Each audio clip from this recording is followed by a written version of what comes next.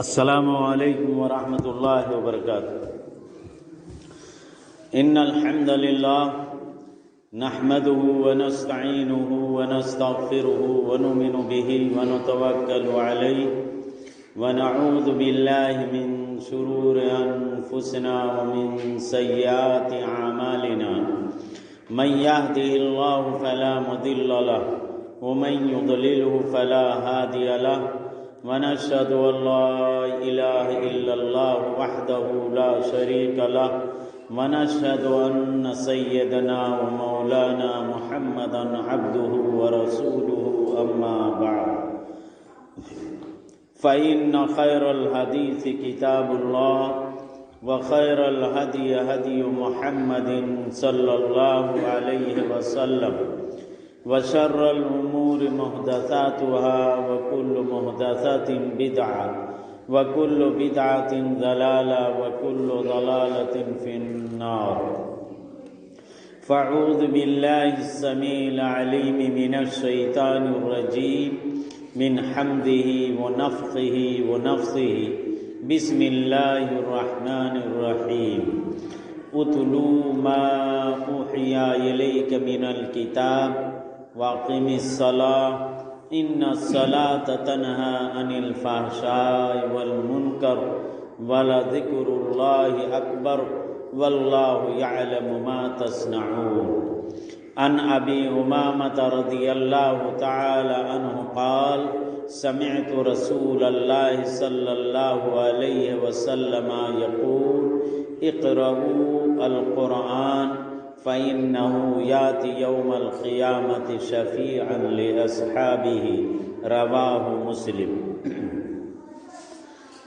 برادران اسلام، معزز حاضرین، جو بھی مسجد کے اندر تشریف فرما ہیں یا مسجد سے باہر ہیں، ایسے ہی میں اپنی ماؤں اور بہنوں سے بھی گزارش کروں گا کہ آپ دنیاوی کاموں کو 1 گھنٹہ 1.5 گھنٹہ کے لیے بالائے طاق رکھ کر اپنی بستی کے اندر آئے ہوئے علماء کرام کے مواعظ حسنہ سے مستفید ہوئے۔ یہ ایسی دینی محفل ہے کہ جس محفل کے اندر حاضر ہونے کے بعد اللہ تعالی کی جانب سے رحمتیں اور برکتیں نازل ہوتی ہیں اور فائدہ کے علاوہ کبھی بھی نقصان کا اندیشہ نہیں کیا جا سکتا ہے۔ میں نے آپ لوگوں کے سامنے سورہ العنکبوت کی ایک آیت کریمہ تلاوت کی ہے، بعدہ ایک حدیث نبوی پڑھی ہے۔ اللہ تبارک و تعالی نے سورہ العنکبوت کی اس آیت کریمہ کے اندر فرمایا، اپنے نبی اکرم صلی اللہ علیہ وسلم کو مخاطب کرتے ہوئے آپ ہی کے ذریعے سے آپ کی تمام امت بھی مراد اور مخاطب ہے کہ اتلو ما اوحی الیک من الکتاب، اے نبی اکرم صلی اللہ علیہ وسلم آپ تلاوت کیجئے، آپ پڑھیے کلام مقدس کو جو آپ کی جانب وحی کی گئی ہے۔ واقم الصلاۃ، اور نماز قائم کریے، بے شک نماز فحاشی، برائی، بے حیائیوں کو روکتی ہے۔ اللہ کا ذکر کیجئے، اللہ کا ذکر بہت بڑی چیز ہے۔ اللہ تبارک و تعالی جانتا ہے جو کچھ بھی تم لوگ کرو گے یا وہ لوگ کرتے ہیں۔ اللہ تبارک و تعالی نے اس آیت کریمہ کے اندر امت مسلمہ کو 3 پیغام دیا۔ 3 پیغام اتنا زبردست دیا ہے کہ آج کا مسلمان ان تینوں پیغامات اور رسالات پر عمل کرنا شروع کر دے تو یقین جانیے کہ ہر مومن اور مسلم کی دنیاوی زندگی بھی سدھر جائے گی اور اخروی زندگی بھی انشاءاللہ العزیز بلا شک شبہ یقین کے ساتھ یہ بات کہہ سکتا ہوں کہ یقیناً ہر طریقے سے کامیابی اور کامرانی ہی سے ہم کنار ہوں گے۔ اللہ تعالیٰ نے امت مسلمہ کو سب سے پہلا پیغام یہ دیا کہ بھئی قرآن کریم کی تلاوت کریے۔ قرآن کریم یہ دنیا کی واحد کتاب ہے کہ جو اس روئے زمین پر سب سے عظیم اور سب سے زیادہ پڑھی جانے والی کتاب ہے، اور قرآن کریم کو اللہ تبارک و تعالی نے نبی اکرم صلی اللہ علیہ وسلم پر 23 سالہ مدت کے اندر نازل فرمایا۔ اسی لیے یہ بات کہی جاتی ہے کہ بھائی قرآن کریم اللہ تعالی نے رمضان کے مہینے میں مبارک رات شب قدر کے اندر نازل فرمایا، اور قرآن کریم کے لیے 2 لفظ استعمال کیے جاتے ہیں، ایک تو انزال کا اور دوسرا تنزیل کا۔ اللہ تعالی نے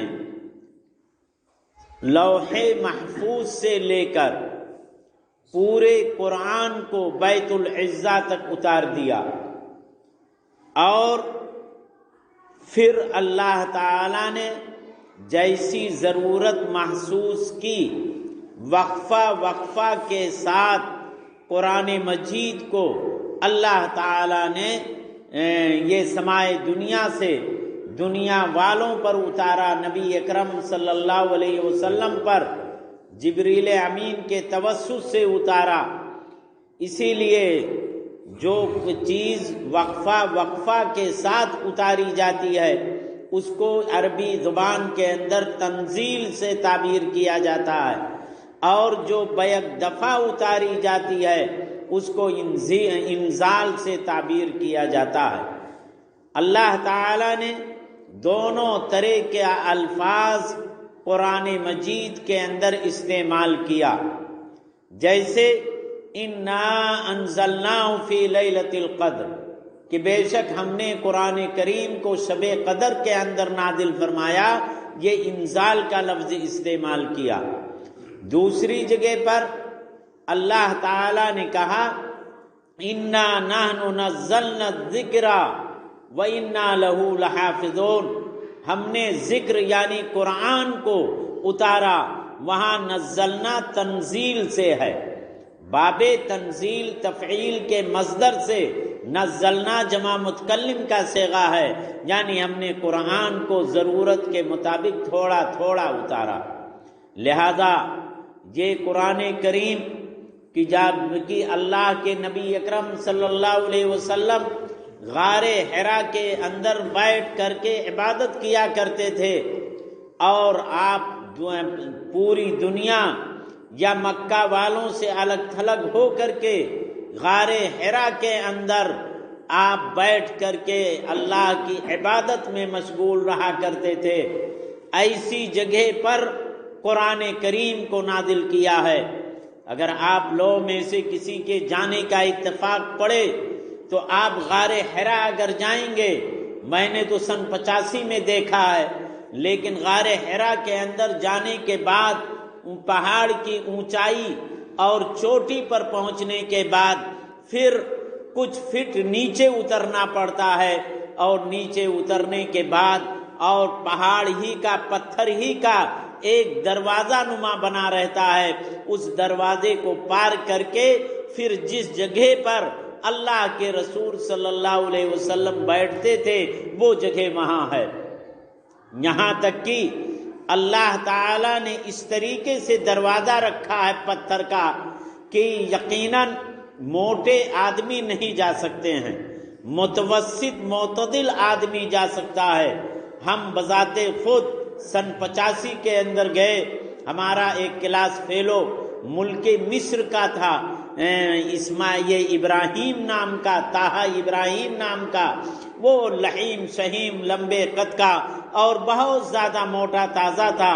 یقیناً 1000 بار کوشش کرنے کے باوجود وہ شخص اس جگہ تک نہیں پہنچ سکا۔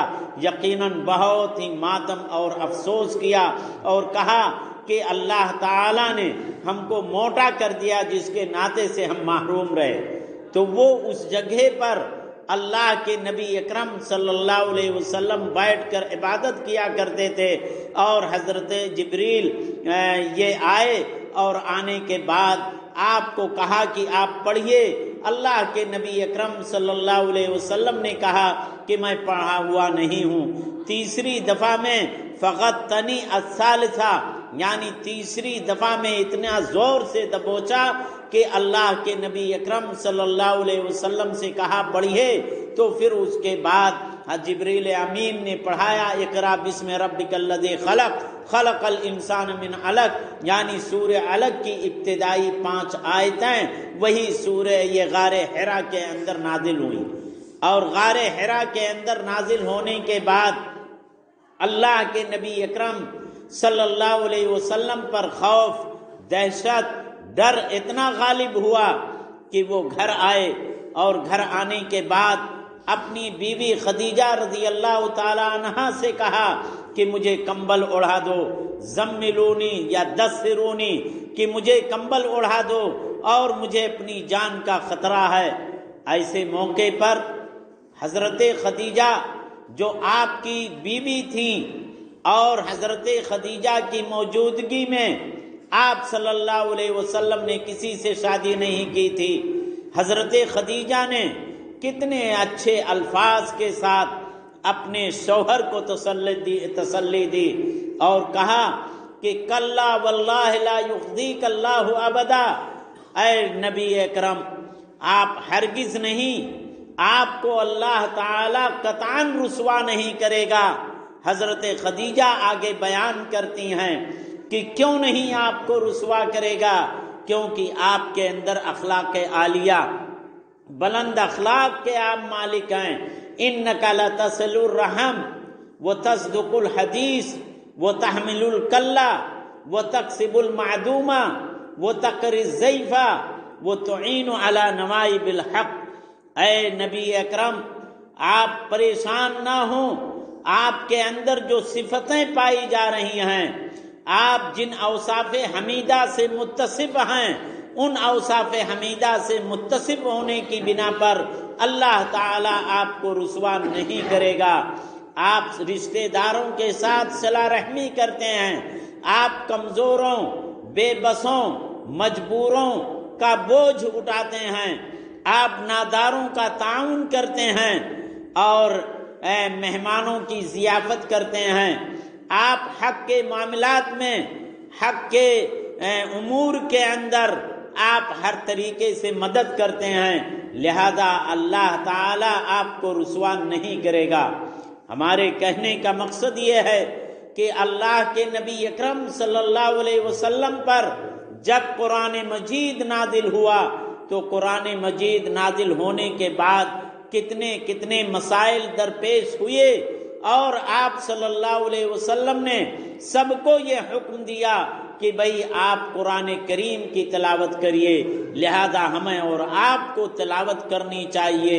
اللہ تعالیٰ کا یہ پیغام ہے، قرآن کریم کی تلاوت کرنے کے بعد ہمیں اور آپ کو کیا ملے گا، قرآن کریم کی تلاوت سے ہمیں اور آپ کو کیا مقام و مرتبہ حاصل ہوگا۔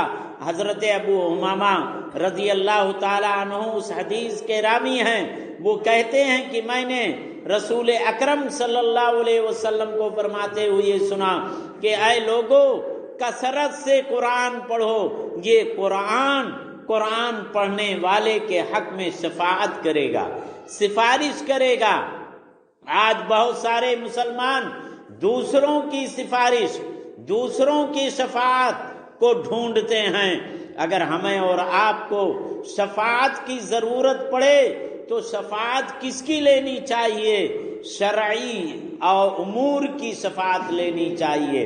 ہم قرآن کریم کی تلاوت کریں، یہ قرآن کریم بذات خود ہماری سفارش کرے گا۔ اور اللہ کے نبی اکرم صلی اللہ علیہ وسلم نے یہ بتلا دیا ہے کہ دنیا کے اندر سب سے بہتر وہ انسان ہے کہ جو قرآن پڑھے اور قرآن سیکھے اور قرآن کو سکھلائے۔ خیرکم من تعلم القرآن وعلمہ۔ اسی طریقے سے آپ صلی اللہ علیہ وسلم نے یہ بھی بتلا دیا کہ ایک شخص قرآن کریم روانی کے ساتھ پڑھتا ہے، سلاست کے ساتھ پڑھتا ہے، اور ایک شخص اٹک اٹک کر کے بمشکل قرآن پڑھتا ہے۔ آپ صلی اللہ علیہ وسلم نے فرمایا کہ جو شخص قرآن روانی کے ساتھ، تجوید کے ساتھ، حروف کے مخارج کا لحاظ کرتے ہوئے قرآن پڑھتا ہے، وہ ہوا مع الکرام البررہ، وہ بزرگ نیک فرشتوں کے ساتھ ہوگا۔ اور جو شخص قرآن پڑھتا ہے وَيَتَتَعْتَعُ فِيهِ وَهُوَ عَلَيْهِ شَاقٌ لَهُ أَجْرَانِ، اگر جو شخص قرآن پڑھتا ہے، اٹک اٹک کر کے پڑھتا ہے، پڑھنے میں اس کو دشواری ہوتی ہے، اللہ کے نبی اکرم صلی اللہ علیہ وسلم نے بتلایا کہ اس کو دوہرا اجر ملے گا۔ جیسا کہ اپنے معاشرہ اور سوسائٹی ہی کے اندر دیکھ لیجئے کہ اگر کسی نے بچپنے کے اندر قرآن پڑھا ہو اور کئی مدتوں تک قرآن نہیں پڑھا، پھر اگر اس نے پڑھنے کا آغاز کیا تو پڑھنے کے اندر دشواری ہوتی ہے، مشکل ہوتی ہے، لیکن اسے چاہیے کہ وہ قرآن پڑھے۔ جب وہ قرآن پڑھے گا تو اس کا ثواب دوہرا ثواب، دوگنا ثواب ملے گا۔ یہ اللہ کے نبی اکرم صلی اللہ علیہ وسلم نے بتلایا۔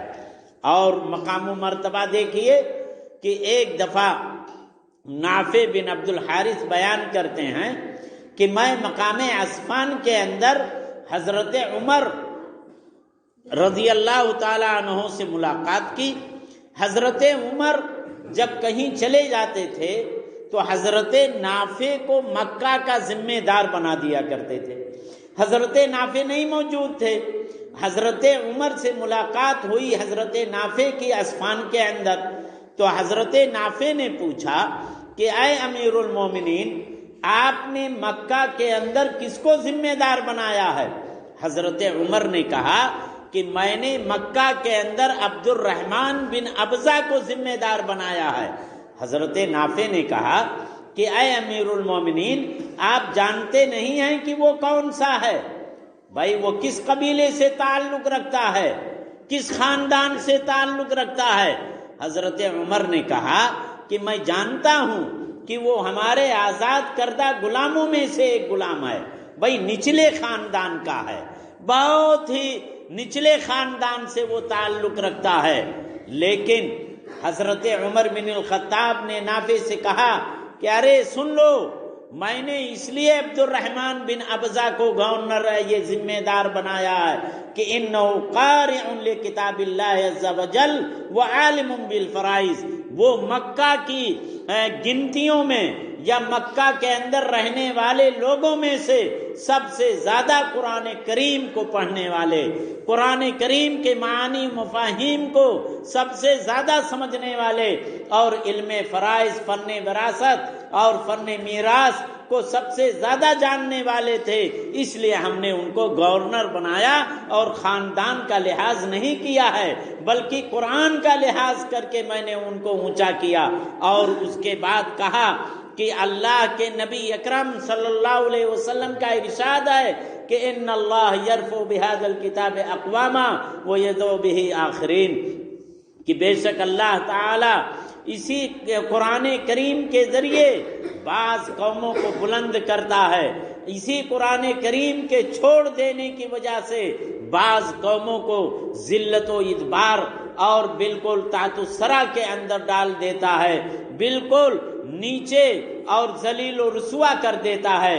یہ اللہ حضرت عمر رضی اللہ تعالی عنہ نے اللہ کے نبی اکرم صلی اللہ علیہ وسلم کا قول دہرایا۔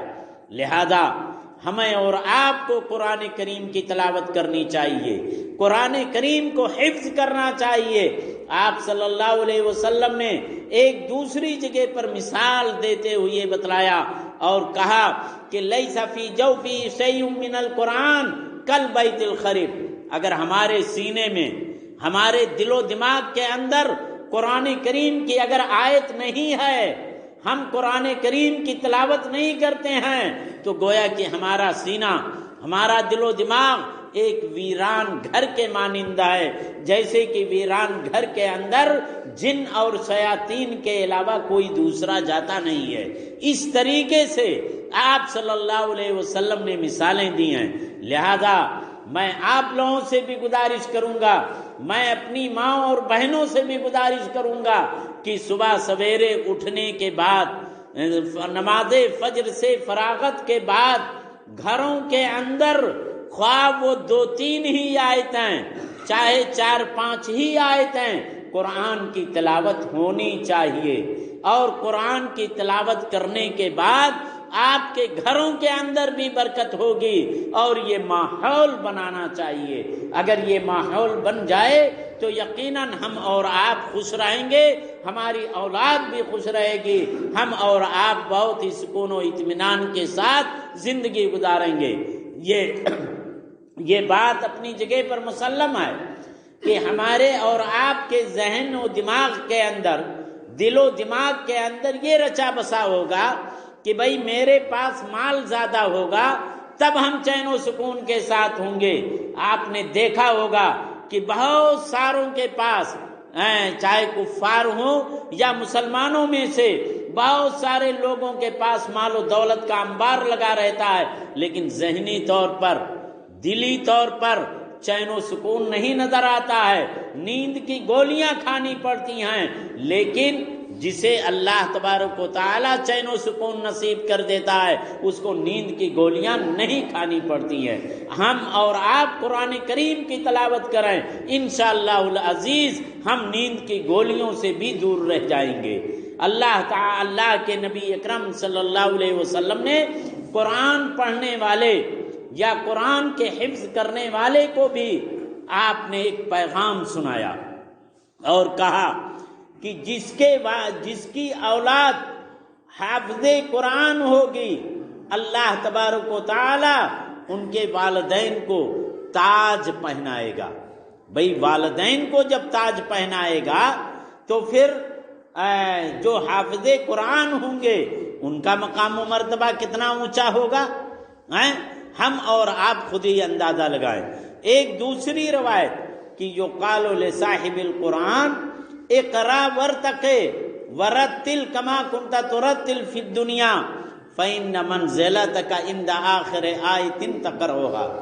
صاحب قرآن سے، حامل قرآن سے، پڑھنے والے قرآن کے پڑھنے والے لوگوں سے کہا جائے گا کہ تم پڑھتے جاؤ، چڑھتے جاؤ، ٹھہر ٹھہر کر پڑھو، جیسا کہ تم دنیا کے اندر ٹھہر ٹھہر کر پڑھتے تھے۔ بے شک تمہارا مقام و مرتبہ وہی ہوگا جہاں تمہاری آخری آیت ختم ہوگی۔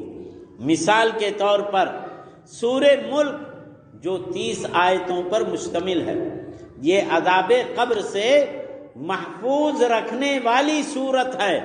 اگر صبح میں اور شام میں سورہ ملک کی تلاوت کرتے رہیں اور اسی حالت میں میرے یہ موت طاری ہو جائے تو یقین جانیے اللہ تعالی اس سورہ کی برکت سے عذاب قبر سے محفوظ رکھے گا۔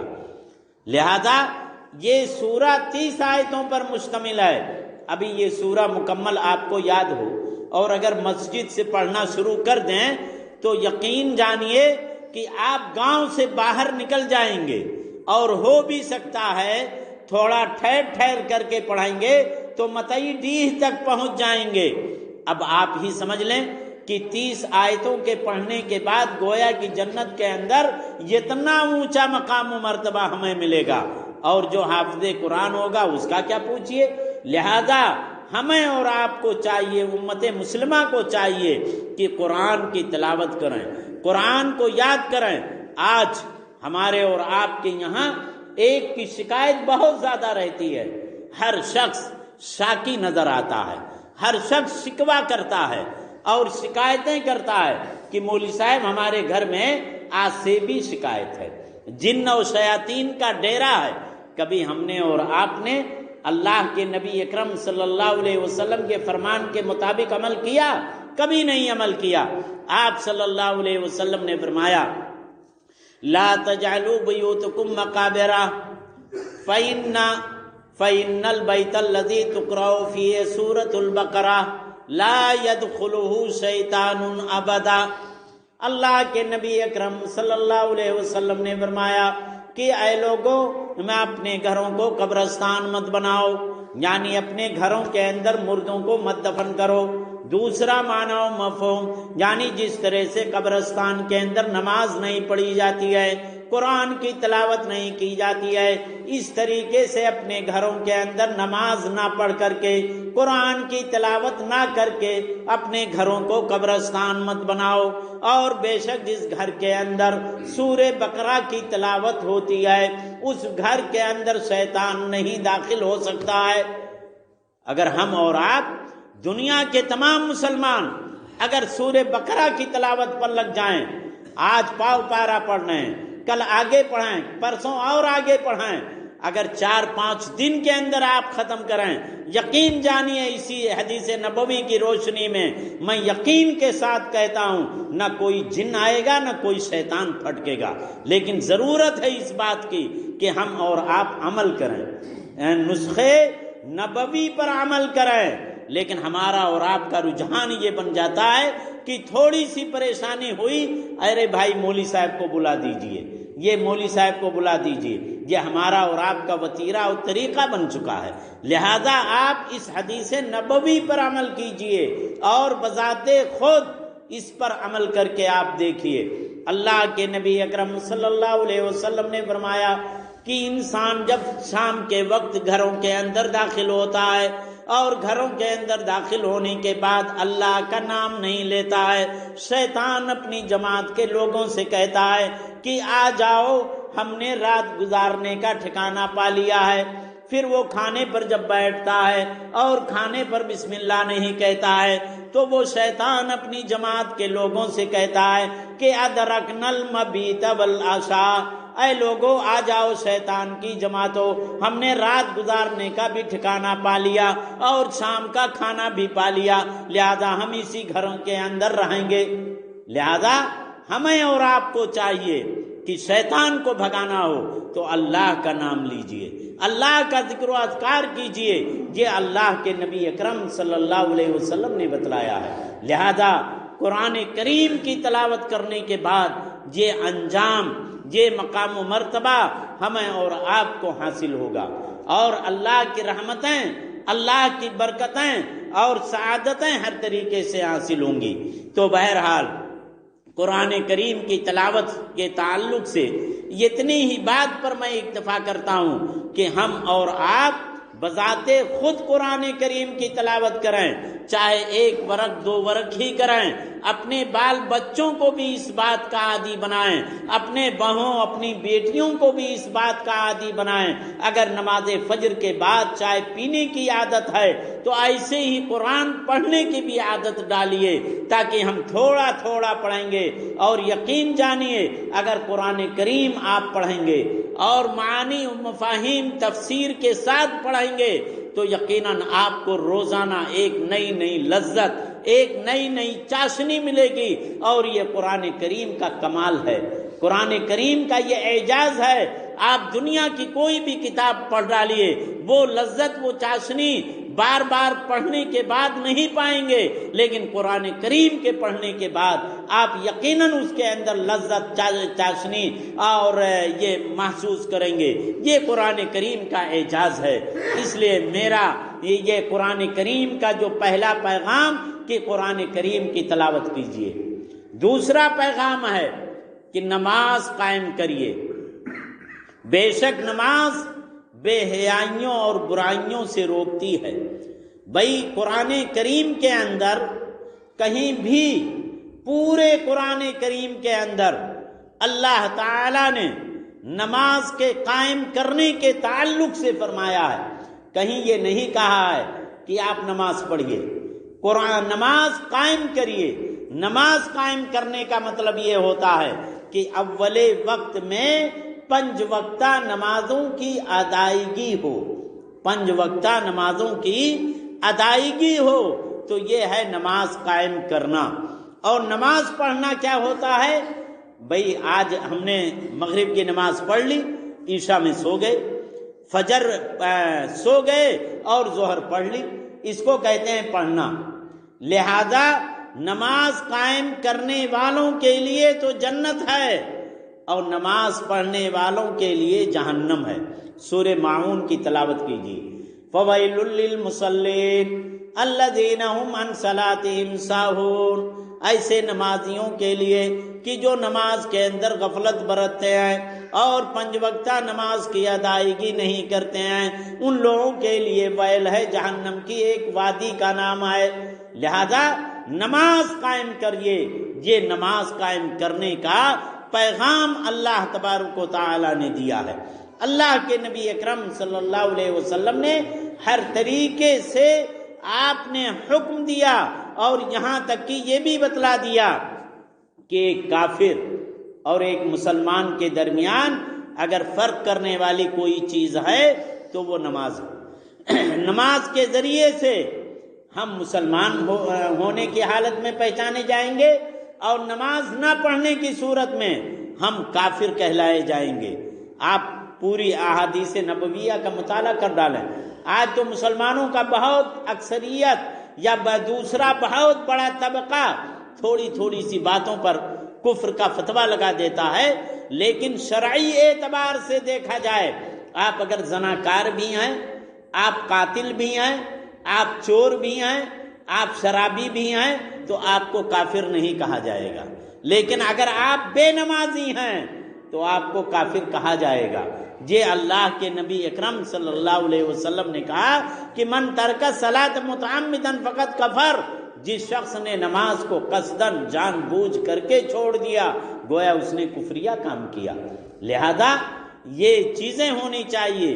یہاں تک کہ علماء کرام نے یہ باتیں بھی لکھ دی ہیں اور یہ اس بات کو ثابت بھی کر دیا ہے کہ اگر شوہر نمازی ہے، عورت بے نمازی ہے، تو دونوں کا ملاپ شرعی اعتبار سے ناجائز، کیونکہ ایک مسلمان کا ایک کافرہ کے ساتھ ملاقات کرنی شرعی اعتبار سے حرام ہے، لیکن اپنے معاشرہ اور سوسائٹی کے اندر بھئی شوہر اگر نماز پڑھتا ہے، اگر مولوی صاحب نماز پڑھتے ہیں تو مولوائن نمازیں نہیں پڑھتی، یہ مسئلہ ہوتا ہے۔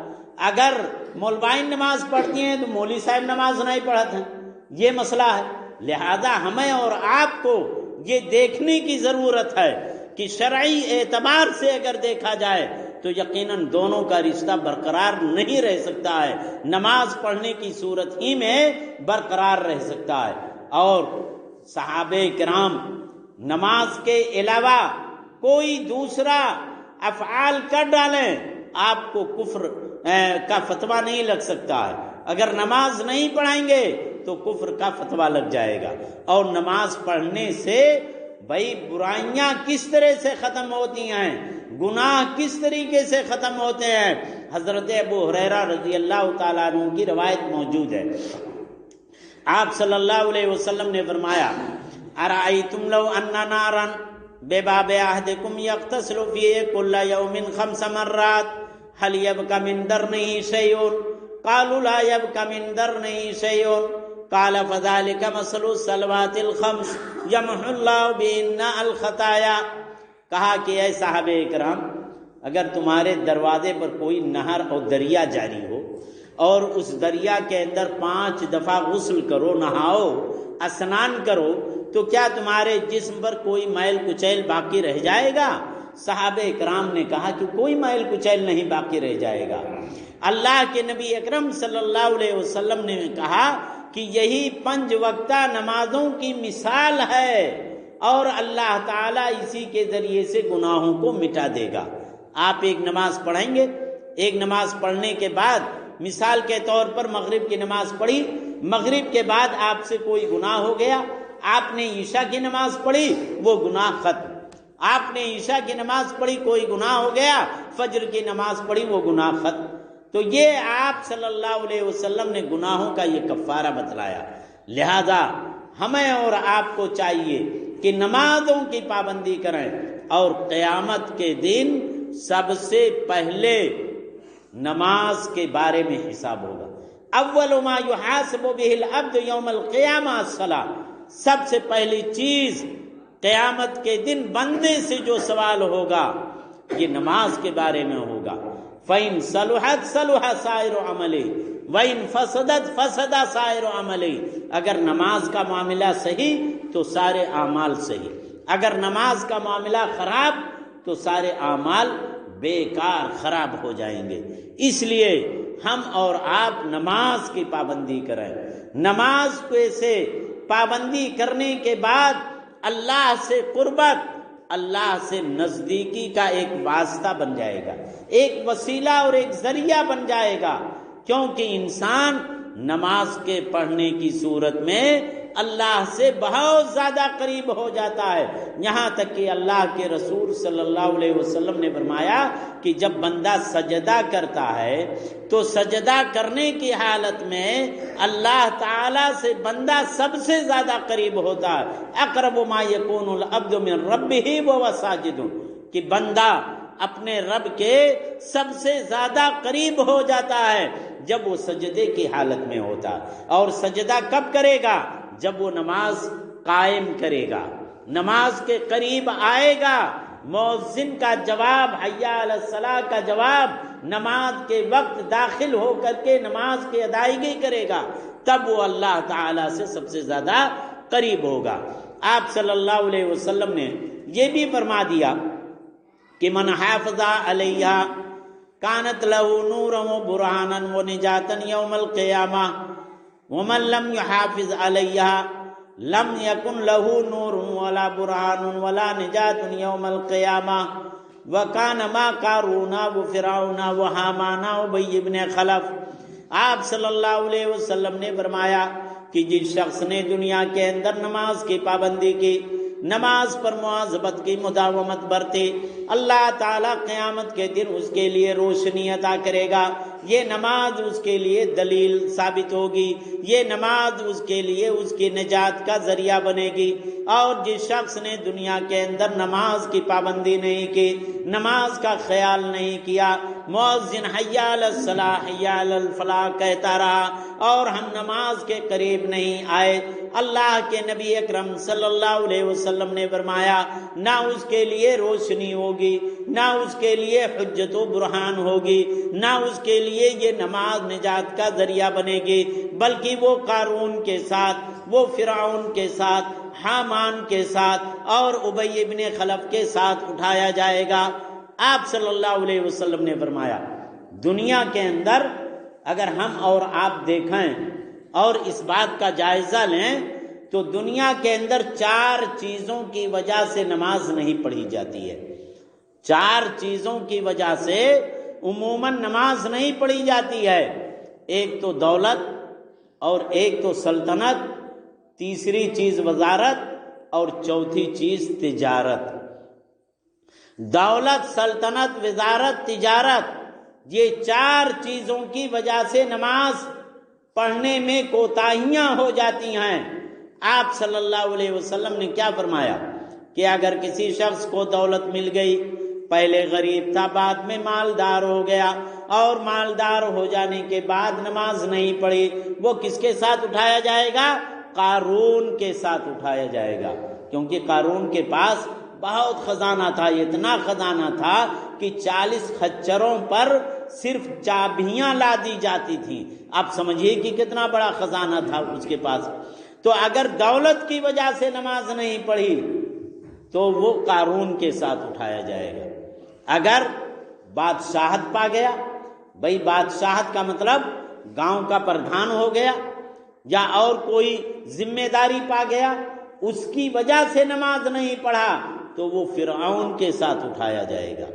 اور اگر کوئی پردھان کا منشی بن گیا، یعنی وزارت کا کام پا گیا، لکھنے پڑھنے کا کام پا گیا، اور اس کی وجہ سے اگر نماز نہیں پڑھ رہا ہے تو وہ حامان کے ساتھ اٹھایا جائے گا۔ اور اگر کوئی شخص تجارت میں، دکان میں لگ کر کے نماز نہیں پڑھتا ہے تو وہ ابی ابن خلف کے ساتھ اٹھایا جائے گا، کیونکہ یہ سب سے بڑا تاجر تھا، سب سے بڑا تاجر تھا۔ لہذا دنیا کے اندر 4 چیزوں کی وجہ سے نماز نہیں پڑھی جاتی ہے۔ اگر ان 4 میں سے کوئی بھی چیز اگر انسان کے اندر پائی گئی اور اس کی وجہ سے اس نے نماز نہیں پڑھی تو ان 4 کے ساتھ انسان اٹھایا جائے گا۔ لہذا ہمارا اور آپ کا یہ خیال ہونا چاہیے، ہمارا اور آپ کا یہ شعار اور فریضے کی ادائیگی کے سلسلے میں ہر طریقے سے کوشش ہونی چاہیے کہ دنیاوی کام چاہے تھوڑا کم کریں لیکن اخروی کام کی طرف بھی توجہ دیں۔ ہمارا اور آپ کا یہ عقیدہ، ہمارا اور آپ کا ایذان و ایقان ہونا چاہیے۔ اگر ہم کاشتکار ہیں تو ہمارا یہ یقین ہونا چاہیے کہ اگر ہم دنوں رات کام کرتے رہیں اور اگر اللہ تعالیٰ نے فیصلہ کر دیا کہ یہ کھیت پورا نہیں ہوگا تو آپ دنوں رات کرتے رہیں تب بھی نہیں پورا کر پائیں گے۔ اور اگر نماز پڑھ لیے، اللہ تعالیٰ نے اس کے اندر برکت عطا کر دی تو آپ پہنچے 2 ہی 4 گھنٹہ کے اندر پورا کھیت کاٹ کر کے رکھ دیں گے۔ یہ میرے تجزیہ کی بات ہے۔ ایک شخص بیان کرتا تھا کہ بھائی میں بھی مزدور، ایک نمازی بھی مزدور، اور بے نمازی وہ کاٹتا رہتا تھا، اور نمازی والا جب پہنچتا تھا تو اس کے حصے میں جتنا حصہ تھا وہ بھی کاٹنا شروع کرتا تھا۔ نمازی والا پہلے کاٹ لیتا تھا، بے نمازی والا پہلے بھی جاتا تھا اور بعد میں جا کر کے ختم کرتا تھا۔ یہ اللہ کی جانب سے برکت ہے، یہ اللہ کی جانب سے رحمت ہے، یہ نماز کی برکت ہے۔ اسی لیے کہا جاتا ہے کہ ہم لوگ جو کھانا کھاتے ہیں یہ جسمانی غذا ہے اور روحانی غذا نماز ہے۔ روح کو اگر غذا آپ دینا چاہتے ہیں تو روحانی غذا روح کے لیے یہ نماز ہے، نماز قائم کرنی چاہیے۔ اللہ کے نبی اکرم صلی اللہ علیہ وسلم حضرت بلال کو کیا کہتے تھے کہ یا بلال قم ارحنا بالصلاۃ، اے بلال آپ کھڑے ہو جائیے، ہم کو نماز کے ذریعے سے راحت پہنچائیے۔ اللہ کے رسول صلی اللہ علیہ وسلم نے فرمایا کہ حبب الی من الدنیا النساء والطیب وجعلت قرۃ عینی فی الصلاۃ، یعنی دنیا کے اندر مجھے سب سے زیادہ محبوب عورتیں اور یہ خوشبو، اور بتلایا کہ میری آنکھوں کی ٹھنڈک کیا ہے؟ نماز۔ میری آنکھوں کی ٹھنڈک نماز۔ ابو داؤد کی روایت ہے کہ رسول اللہ صلی اللہ علیہ وسلم کا یہ عمل تھا کہ کوئی بھی پریشانی آتی تھی، کسی حادثے سے 2-4 ہو جاتے تھے تو آپ جلدی سے نماز کے لیے دوڑتے، اور وہ روایت کہ کانا اذا حضبہ امر فبادر الی الصلاۃ، جب آپ کو کوئی بھی معاملہ پیش آتا تو آپ نماز کے لیے دوڑتے تھے۔ لہذا ہم اور آپ نماز کی پابندی کریں، بذات خود پابندی کریں، اپنے بچوں کو، اپنے اہل و عیال کو، اپنی بیویوں کو، اپنے بہووں کو، اپنے بیٹیوں کو بھی نماز کا عادی بنائیں، اور اس بات کو سمجھیں کہ آپ دنیا کے اندر جتنا بھی کام کرنا چاہیں نماز پڑھنے کے بعد بھی کر سکتے ہیں اگر اللہ نے حکم دیا ہوگا، اور اگر نماز نہیں پڑھے آپ دنوں رات مشغول رہیں تب بھی وہ کام مکمل نہیں ہو سکتا ہے۔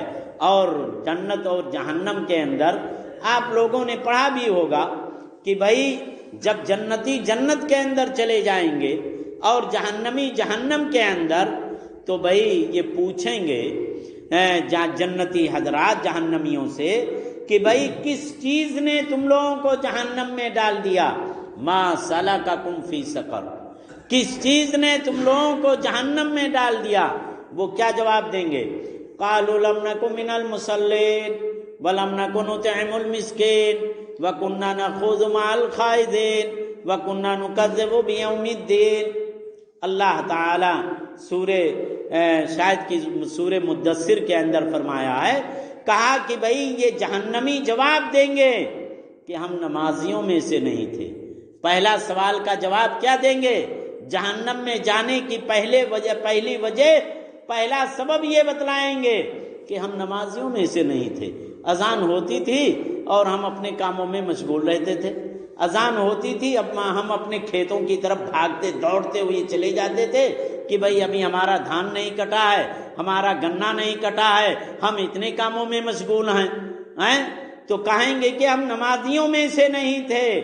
اور دوسرا جواب، ہم مسکینوں کو کھانا نہیں کھلاتے تھے، ہم گپ شپ کرنے والوں کے ساتھ بیٹھ کر کے ہوٹلوں پر گپ شپ کیا کرتے تھے، اور دین کے معاملات میں یوم الدین جزا کے دن کی تکذیب کرتے تھے اور کہتے تھے کہ بھائی دنیا کے اندر جو کچھ بھی ہے کرنا کر لو، جب آخرت آئے گا تو وہاں سمجھ لیا جائے گا۔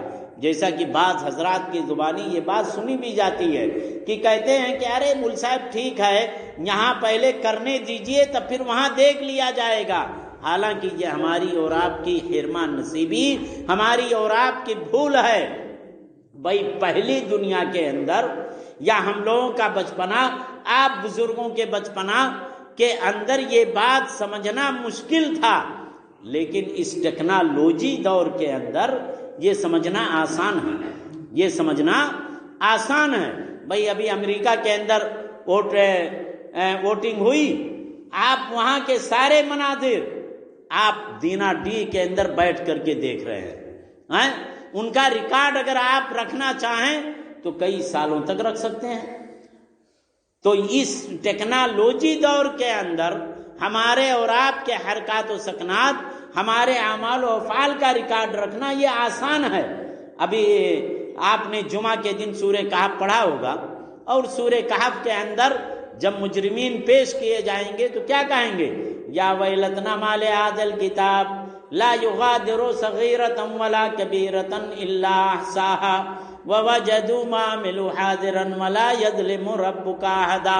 ہائے افسوس، ہائے تباہی، کیا ہو گیا اس نامہ اعمال اور اس کتاب کو کہ اس نے نہ چھوٹے کو چھوڑا نہ بڑے کو، نہ چھوٹا گناہ نہ بڑے گناہ، سب کو شمار کر کے رکھ لیا ہے۔ تاریخ 22 کہ آج 9 نومبر 2020 اور بروز سموار کے اندر فلاں نے یہ غلط کام کیا ہے، یہ سارا ریکارڈ ہمارے اور آپ کی نظروں کے سامنے آ جائے گا۔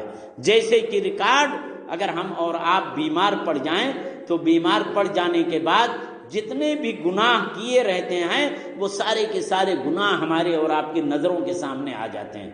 تجربہ کی بات میں کہتا ہوں کہ ہر انسان گناہ یہ مصیبتوں کے اندر آنے کے بعد سارے کے سارے گناہ نگاہوں کے سامنے آ جاتے ہیں۔ تو یہ دنیا کی کیفیت ہے، تو اخروی کیفیت کو تو بدرجہ اولا ہم اور آپ سمجھ سکتے ہیں۔ اس لیے ہمارا اور قرآن کا یہ دوسرا پیغام ہے کہ نماز قائم کریے، نماز پڑھیے نہیں، نماز قائم کریے، 5 وقتہ نمازوں کی پابندی کریے، اور ہر طریقے سے بچوں کو ابھاریے، بچوں کو حکم دیجیے تاکہ آپ اپنے فریضہ یہ فرض سے سبکدوش ہو جائیں اور ادا ہو جائیں کہ بھائی ہم نے نماز پڑھنے کے لیے کہا۔ البتہ کچھ اور بھی گھروں کے اندر عورتوں کے ساتھ نماز نہ پڑھنے کے سلسلے میں سختی کی جا سکتی ہے، کیونکہ ابھی 2-3 روز پہلے ایک بزرگ شخص کا واقعہ بیان کر رہے تھے کہ وہ جب ان کی بہویں نماز نہیں پڑھتی تھیں، فجر کی نماز کے بعد وہ چائے پیش کرتی تھی۔ وہ صاحب، وہ بزرگ آدمی، نیک فطرت آدمی، وہ نہیں پیتے تھے۔ ان کا یہ کہنا تھا کہ اگر تم آج سے نماز پڑھنا شروع کر دو، تمہارے ہاتھ کا بنایا ہوا کھانا، تمہاری چائے ہم شوق سے پئیں گے، دعا دیں گے، اور اگر نماز نہیں پڑھو گی تو ہم قطعاً نہیں چائے پئیں گے اور نہ کھانا ہی کھائیں گے۔ نہ وہ کھانا ہی کھاتے تھے، اپنے ہاتھ سے کھانا بنا کر کے کھاتے تھے۔ تو بہرحال یہ ہمارا اور آپ کا اگر مزاج بن جائے تو ہم اور آپ اپنے گھروں کے اندر قرآن کی تلاوت بھی کر لیں گے اور نماز کی محافظت بھی کر لیں گے۔ بہرحال ٹائم زیادہ ہو رہا ہے، تیسری چیز میں بالاختصار بیان کر کے اپنی بات ختم کر دوں گا کہ اللہ تعالی نے کہا کہ وَلَا ذِكْرُ اللَّهِ اکبر وَاللَّهُ يَعْلَمُ مَا تَصْنَعُونَ، کہ اللہ کا ذکر بہت بڑی چیز ہے۔ ذکر الہی میں مشغول رہنا، رطب اللسان رہنا، اپنی زبان کو تر رکھنا، یہ بہت بڑی چیز ہے، اور اللہ تعالیٰ جانتا ہے جو کچھ بھی تم کرتے ہو۔ اس لیے ہمیں اور آپ کو چاہیے کہ ذکر و اذکار کے اندر بھی مشغول رہنا چاہیے۔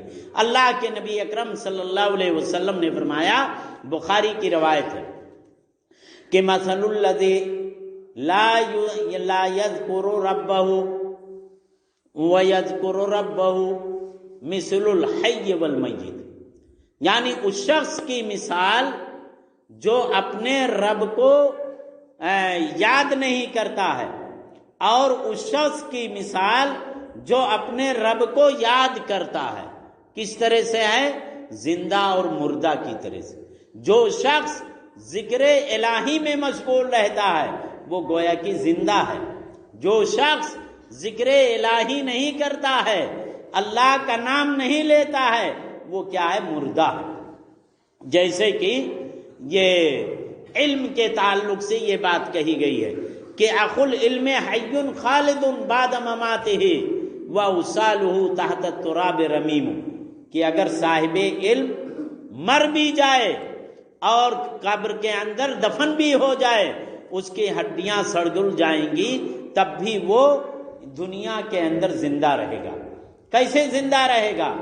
کہ بھئی اس کے شاگرد زندہ رہیں گے، اس نے کوئی لکھنے پڑھنے کا کام کر دیا، کوئی کتاب لکھ دی، تو اس کے ناطے سے وہ زندہ رہے گا۔ تو یہ مسئلہ ہوتا ہے۔ تو آپ ذکر الہی میں مشغول رہیں گے تو گویا کہ زندہ، اگر ذکر الہی میں مشغول نہیں تو گویا کہ مردہ۔ آپ صلی اللہ علیہ وسلم نے ہر طریقے سے اس کی فضیلتیں بیان کی ہیں، یہاں تک کہ آپ نے ایک دفعہ یہ حضرت ابو ہریرہ رضی اللہ تعالیٰ عنہ بیان کرتے ہیں کہ میں شجر لگا رہا تھا، درخت لگا رہا تھا، آپ صلی اللہ علیہ وسلم کا گزر ہوا۔ آپ نے کہا کہ اے ابو ہریرہ تم کیا کر رہے ہو؟ کہا کہ اللہ کے رسول میں شجر کاری کر رہا ہوں، درخت لگا رہا ہوں۔ تو آپ صلی اللہ علیہ وسلم نے فرمایا کہ اے ابو ہریرہ میں وہ کلمات تم کو بتلانا چاہتا ہوں کہ ان کلمات کے پڑھنے کے بعد تم جنت کے اندر درخت لگاؤ گے۔ کہا کہ اللہ کے رسول مجھے وہ کلمات بتلا دیجئے۔ ایک دوسری روایت کے مطابق کہ ان اللہ اصطفیٰ من الکلام اربع، یعنی 4 ایسے کلمے ہیں کہ جس کو اللہ تعالیٰ نے بھی چوائس کر لیا ہے، اللہ تعالیٰ نے بھی پسند کر لیا ہے۔ وہی کلمات حضرت ابو ہریرہ کو بھی بتلائے۔ وہ کون سے کلمات؟ سبحان اللہ والحمد للہ ولا الہ الا اللہ واللہ اکبر، یہ 4 کلمات ہیں۔ سبحان اللہ والحمد للہ ولا الہ الا اللہ واللہ اکبر، یہ چاروں کلمات جو بھی شخص کہے گا وہ جنت کے اندر درخت لگائے گا۔ بھئی جنت کے اندر جائے گا تبھی تو درخت لگائے گا، تو گویا کہ یہ جنت کے دخول کا ایک سبب ہے، جنت کے داخل ہونے کا ایک ذریعہ ہے۔ اس لیے ہمیں اور آپ کو چاہیے کہ ہم اور آپ یہ ذکر الہی میں مشغول رہیں، اور اللہ تبارک و تعالی کے فرمان کے مطابق، نبی صلی اللہ علیہ وسلم کے فرمان کے مطابق ہمیں اور آپ کو چاہیے زیادہ سے زیادہ ہم ذکر الہی کریں۔ بخاری کی آخری روایت ہے کہ آپ صلی اللہ علیہ وسلم نے فرمایا کلمتان حبیبتان الی الرحمن خفیفتان علی اللسان ثقیلتان فی المیزان سبحان اللہ و بحمدہ سبحان اللہ العظیم، کہ 2 کلمے ایسے ہیں جو اللہ اور رحمان کو بہت زیادہ محبوب ہیں، زبان پر ہلکے ہیں، اور میزان کے اندر تولنے میں ترازو کے اندر وہ سب سے زیادہ بوجھل ہیں۔ کون سے کلمے؟ سبحان اللہ و بحمدہ سبحان اللہ العظیم۔ آپ کاشتکار ہیں، کسان ہیں، آپ کھیت کاٹتے رہیے، آپ اپنا کام کرتے رہیں اور زبان کو حرکت دیتے رہیں، سبحان اللہ و بحمدہ سبحان اللہ العظیم۔ آپ دنیا کا کوئی بھی کاروبار کریں اور کاروبار کرتے کرتے آپ کام سے بھی فارغ ہو جائیں گے اور اللہ کی جانب سے آپ کو یہ ثواب بھی مل جائے گا۔ اس لیے ہمیں اور آپ کو یہ باتیں لحاظ رکھنی چاہیے۔ جیسا کہ مجھے یاد آ رہا ہے کہ ایک دفعہ ہم تمام لوگوں کے استاذ محترم مولانا عبداللہ سعیدی رحمہ اللہ نور اللہ مرکزہ وجعل الجنت مثواہ، وہ ایک مرتبہ بیان کرتے تھے کہ ادھر نوگڑھ کی طرف کے کوئی بزرگ تھے، وہ بھی کسان تھے اور ہل کے ذریعے سے کھیتوں کو جوتتے تھے، اور ماشاء اللہ ان کے بیل بھی بتلاتے تھے کہ بہت ہی اچھے اور طاقتور، لہیم شہیم، موٹے تھے۔ تو وہ کیا کرتے تھے کہ جب جوتتے تھے تو جوتنے کے وقت جیسے اپنی زبان کے اندر وہ تکا کہتے ہیں تو وہ تکا نہیں کہتے تھے، وہ کیا کرتے تھے کہ جیسے کٹ رہا ہے بیل تو زور سے سبحان اللہ وبحمدہ سبحان اللہ العظیم، اور جب بیل چلنے لگتا تھا تب آہستہ سے سبحان اللہ وبحمدہ سبحان اللہ العظیم، وہ اس طرح سے کہتے رہتے تھے۔ اس کی برکت سے اس طرح سے ان کا کام ہوتا رہتا تھا۔ لہذا ہمیں اور آپ کو چاہیے کہ ذکر الہی کے اندر مشغول نہ ہیں۔ اللہ کے نبی اکرم صلی اللہ علیہ وسلم نے ایک جگہ پر فرمایا، اسی حدیث کو پیش کر کے میں اپنی بات ختم کر دوں گا، کہ آپ صلی اللہ علیہ وسلم نے کہا کہ جس شخص نے سبحان اللہ والحمد للہ ولا الہ الا اللہ واللہ اکبر کہے گا، 20 گناہ مٹا دیے جائیں گے، 20 مراتب بلند کیے جائیں گے۔ اور اگر آخر میں ایک جملہ اور ملا لیا الحمدللہ رب العالمین تو 30 گناہ مٹائے جائیں گے اور 30 مراتب بلند کیے جائیں گے۔ لہذا ہم اور آپ قرآن سورہ العنکبوت کی یہ آیت کریمہ کے اندر جو 3 اہم پیغامات اللہ کے نبی اکرم صلی اللہ علیہ وسلم کے ذریعے سے، قرآن کے ذریعے سے ہمیں ملا ہے، ان 3 اہم پیغامات پر عمل کرنے کی کوشش کریں۔ ایک تو کلام مقدس کی تلاوت، دوسرا اقامت صلاۃ، اور تیسرا ذکر الہی کے اندر مشغول رہنا۔ اللہ تعالیٰ سے ہم دعا کریں گے کہ اللہ تبارک و تعالی ہم تمام مسلمان بھائیوں، بہنوں، ماؤں اور سب کو، تمام افراد کو، تمام اشخاص کو ان 3 اہم پیغامات پر عمل کرنے کی توفیق بخشے، اور جب تک دنیا کے اندر زندہ رکھے ایمان و اسلام پر زندہ رکھے، جب موت ہو تو ایمان و اسلام پر موت ہو، اور ہر طریقے سے اللہ تعالی ہمیں اخلاص کے ساتھ ہر عمل، ہر کام کرنے کی توفیق بخشے۔ وآخر دعوانا الحمدللہ رب العالمین۔ السلام علیکم ورحمۃ اللہ وبرکاتہ۔